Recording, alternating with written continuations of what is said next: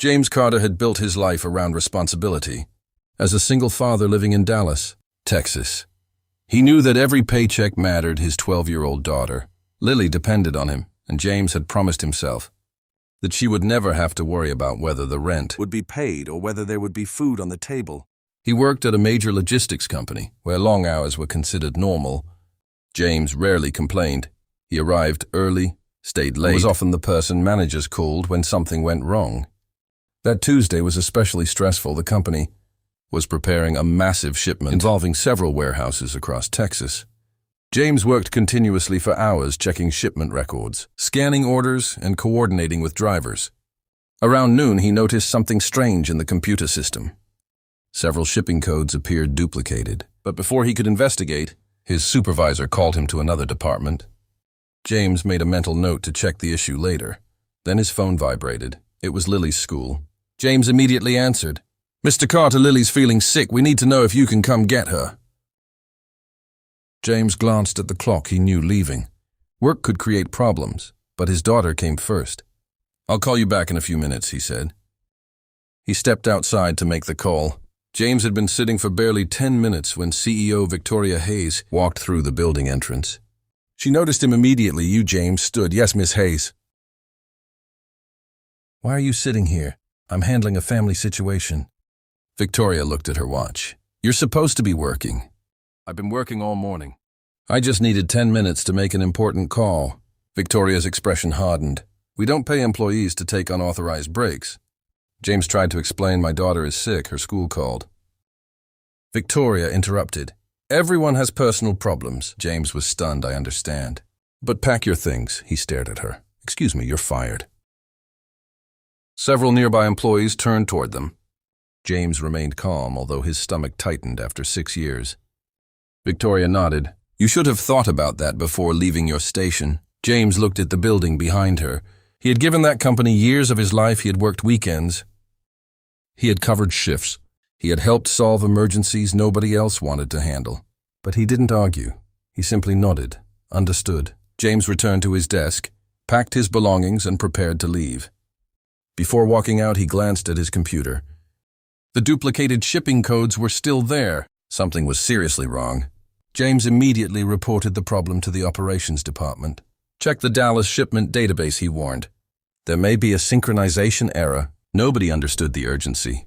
James sent one final message to the emergency operations team explaining what he had discovered. Then he left. He had no idea that his warning would soon prevent a disaster worth millions of dollars. And he certainly didn't know that the chairman of the company would soon walk through those same doors asking one question. Where is James Carter the following morning? The atmosphere at the Dallas headquarters was completely different. Managers were rushing between departments. Phones were ringing constantly, and employees were gathered around computer screens. The shipping synchronization problem James had warned about had finally been identified. Thousands of orders were affected. And if the company had continued processing them, shipments could have been sent to the wrong warehouses, causing millions of dollars in losses. Victoria Hayes entered the operations room and immediately demanded an explanation. What happened? The operations director looked exhausted. There's a serious database synchronization failure. We caught it just before the automated system processed the next shipment batch. Victoria frowned. Who discovered it? The director hesitated, a former employee. Victoria's expression changed to James Carter. Victoria suddenly remembered the previous afternoon. The 10-minute break, the firing. She felt a knot form in her stomach. Before she could respond, the company's chairman, Robert Grant, entered the room. Where is James Carter? Everyone became silent. Victoria stepped forward. I terminated his employment yesterday. The chairman stared at her. You fired him, yes, for what? Victoria hesitated. He left his workstation without permission. Robert's expression hardened. Do you understand what he did before leaving? Victoria shook her head. He detected the synchronization problem and alerted the emergency team. His warning prevented thousands of incorrect shipments. Victoria looked toward the operation screens. The numbers were staggering. The estimated loss could have exceeded several $1 million, not including damaged client relationships. Robert shook his head. You fired the man who saved us. Victoria had no answer. Find him, Robert ordered. The company immediately contacted James. He was at home helping Lily prepare breakfast when his phone rang. Mr. Carter, this is the chairman's office. James was surprised. Yes, we'd like you to come back to the company.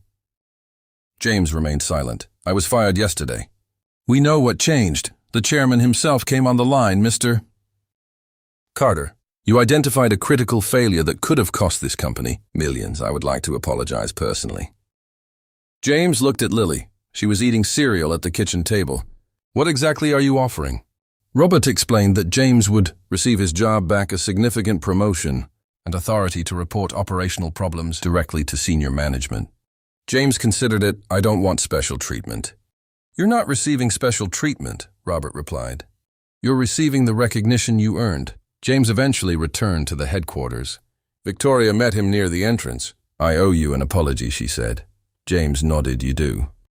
Victoria looked embarrassed. I made a decision without knowing the full situation. James replied calmly. 10 minutes isn't always wasted time.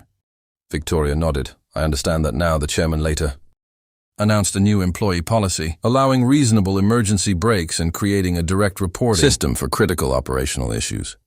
James accepted his promotion but remained humble. That evening he returned home and found Lily waiting at the door. Did you get your job back? James smiled. Better than that. Lily hugged him.